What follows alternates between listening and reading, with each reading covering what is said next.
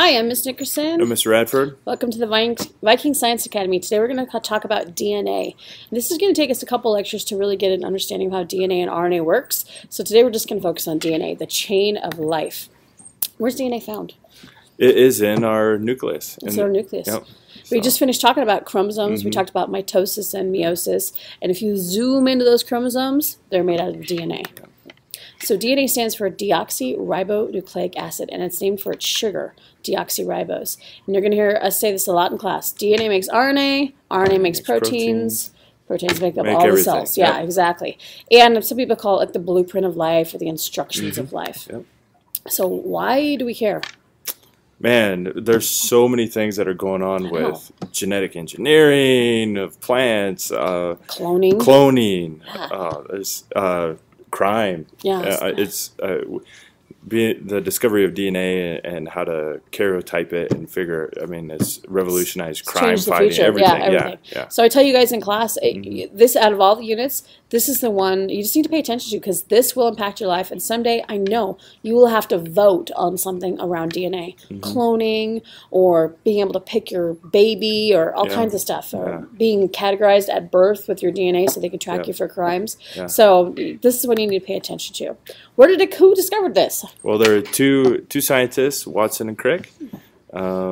They actually, who was the scientist before that did the X-ray of it? Rosalind. Okay, so anyway. Yeah, we're going to talk about her in a second. Okay, great. These guys get all the credit. They do. Yeah. They do. They were kind of dorks. They were kind of some dorks over in England. They I think they hang out at a pub a lot talking about science. And really, they kind of got lucky. They did. Just figured it out. It was a puzzle that they just happened to, I see how that works. And they figured out the shape of it. Was the main discovery, Which once you get the shape of it, you can kind of start to understand how it works.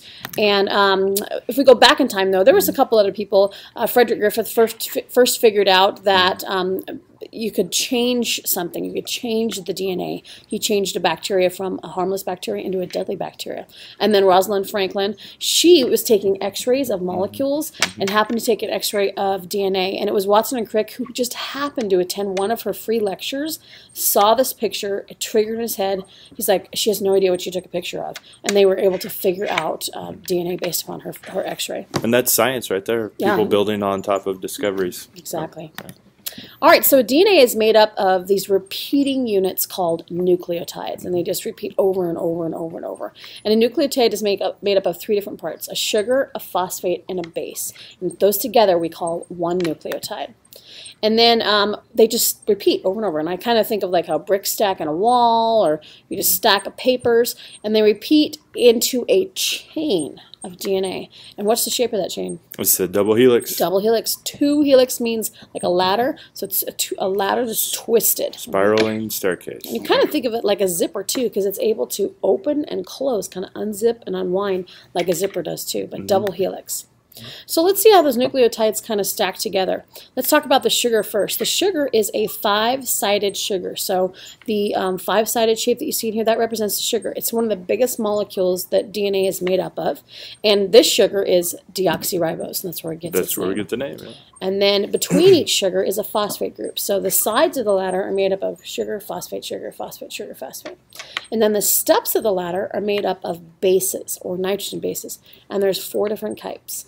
So let's take a look. What are those 4 different types? Adenine, thymine, cytosine, and guanine. Guanine, G. Just remember it as G. A, T, C's, and G's. A, T, C, and G. And they combine together to make up the steps. And it's their combinations that make him a guy, me a girl, hair color, eye color, all those kind of things. They code in their order. So let's talk about the first two, adenine and guanine. Let's look at their shapes. You see a picture here. If you look closely, it looks like they're made up of kind of 2 rings or circles connected. These are called purine bases, and that's the name that we give bases that have the 2 rings. On the opposite, thymine and cytosine only have 1 ring, so they're called pyrimidines. Now, if you want to make a ladder, and you don't want the ladder to be like this, then all the steps have to be the same width. So if you put a purine and a purine together, it's 4 across. If you put a pyrimidine and a pyrimidine together, it's 2 across, and we're going 4, 2, 4, 2. It doesn't work. But if you put one pyrimidine with one purine, it's always 3 across. And so it keeps that nice tight double helix. So we're going to see our purines pair with our pyrimidines. And what's our pairing got here? A's, T's, C's, and G's. I like it because it kind of rhymes. Right? I have a hard time remembering this. And so I look at the letters and I see that the letters A and T are made only with straight lines.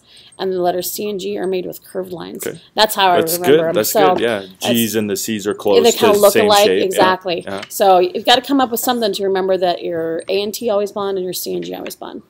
So there are those steps on the ladder: A, T, C, and G, and then sugars and phosphates along the side. What is holding this whole thing together? I mean, there's no glue or anything. What is it? These hydrogen bonds. Oh, why is hydrogen a good molecule to bond with? Man, well, if we remember on where it's set up on the periodic chart, it only needs one valence electron to complete its outer shell.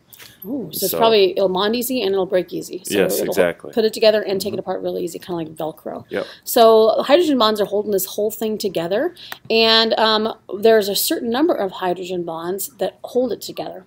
And so if we look at our pairs, A and T are always held together with 2 hydrogen bonds, and C and G are always held together with 3 hydrogen bonds. And that's just the number of electrons needed to hold that molecule together. So A and T 2, C and G 3. We'll be diagramming this out on our desks and stuff, so you'll need to remember what bonds with what and how many bonds are holding them together. Let's see, we'll also watch a movie in class, so we can take a look at that.